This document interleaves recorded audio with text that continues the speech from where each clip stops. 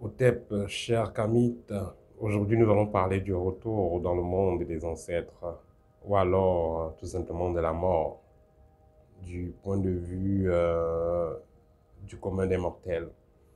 Il est clair que pour l'initié, la mort n'existe pas, c'est juste un changement de fréquence. On parle souvent aussi de transition, parce que l'individu quitte de la fréquence A à la fréquence B.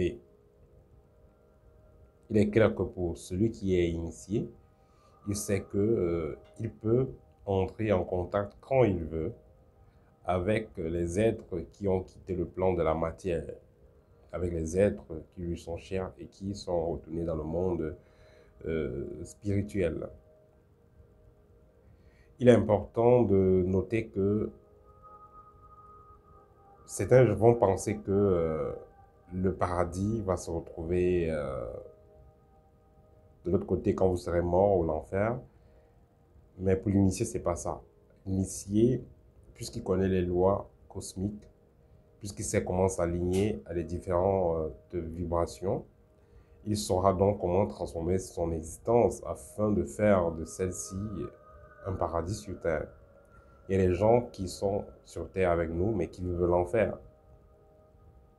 Imaginez des gens qui ont fait des semaines, ils n'ont pas mangé, ils n'ont pas où dormir, ils ont des difficultés financières, ils n'ont pas de sous, ils sont abandonnés à eux-mêmes. Ou même d'autres gens, ils ont même des moyens, mais ils ne dorment pas la nuit, ils sont pourchassés par des démons et tout ça.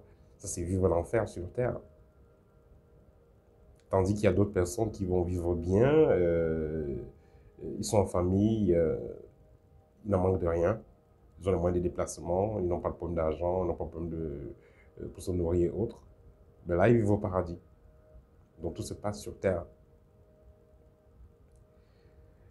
Il est important de noter que nous sommes sur Terre pour une période précise. Nous sommes venus sur Terre avec une feuille de route précise, pour un temps précis, pour une mission précise. Si, avec le temps, vous ne vous rendez pas compte vous n'essayez même pas déjà de savoir quelle est votre mission de vie, et vous n'essayez même pas de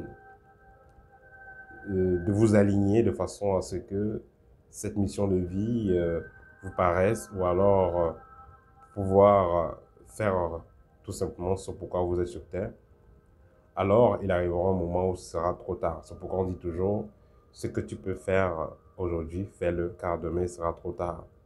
Nous sommes à la base des êtres spirituels qui viennent sur Terre pour faire des expériences.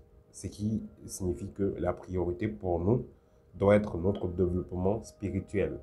Le matériel, la matière, tout ça, on part, on laisse. Vous avez des maisons, des voitures, des comptes bancaires, vous laissez tout quand vous mourrez. C'est vos enfants qui vont en profiter si vous en avez. Et vous ne savez même pas comment est-ce qu'ils vont en profiter de cela. Vous pouvez laisser votre héritage, ça fait quelques années après votre décès, il n'y a plus rien. Donc le plus important, c'est l'éveil spirituel, le développement spirituel. Il sera important aussi de noter que vos enfants doivent vous aider dans la préparation de votre future réincarnation. Parce que, en temps normal, si vous n'atteignez pas un certain niveau spirituel, si vous ne réalisez pas certains objectifs, alors vous êtes obligé de vous réincarner. Et où est-ce que vous allez vous réincarner? Dans quelle lignée? Si les enfants que vous laissez n'ont aucune connaissance spirituelle, alors s'il faut que vous vous réincarnez dans cette lignée-là, ça ne sera pas si avantageux pour vous que ça. C'est pourquoi il est important de transmettre la connaissance initiatique à nos enfants, afin que ceux-ci puissent nous les retransmettre quand nous allons revenir dans la lignée. C'est là vous comprenez donc qu'il est très déplorable, il est très triste quand les gens se mettent dans les pratiques satanistes et lucifériennes, diaboliques, tout ce que vous voulez. Les parents qui couchent avec les enfants, qui volent les étoiles de leurs enfants, qui vampirisent les enfants. En fin de compte, les enfants seront fragilisés et déboussolés. Et vous allez vous réincarner dans la même lignée.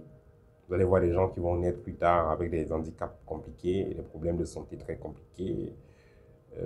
Justement, tout ça va influencer.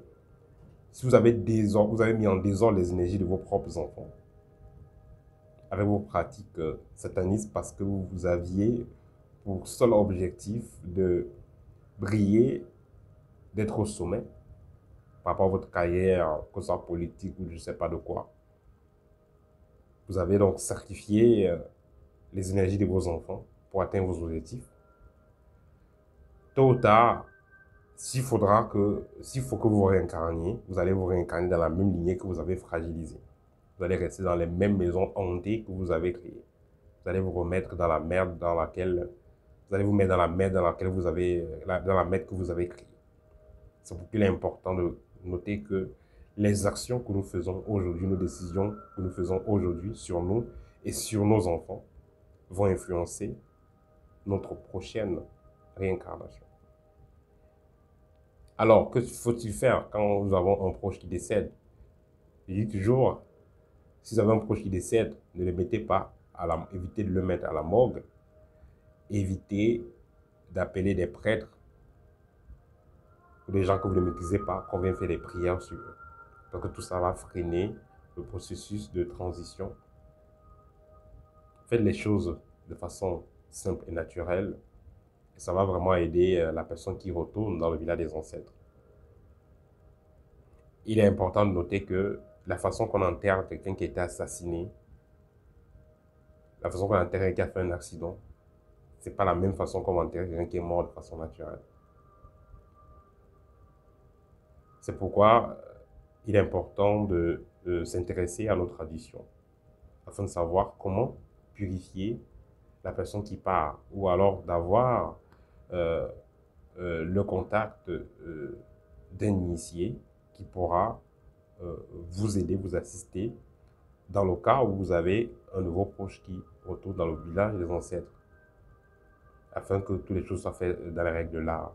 Vous n'avez pas besoin de aller confier le corps de votre proche à un pasteur ou un prêtre dans les églises et tout ça. Il y a des gens que vous ne maîtrisez pas. Qu'on a fait des rituels qui vont plutôt freiner la personne, empêcher la personne d'avoir accès au village des ancêtres. Voilà, ça c'était le simple et petit partage d'aujourd'hui. À très bientôt et au TEP.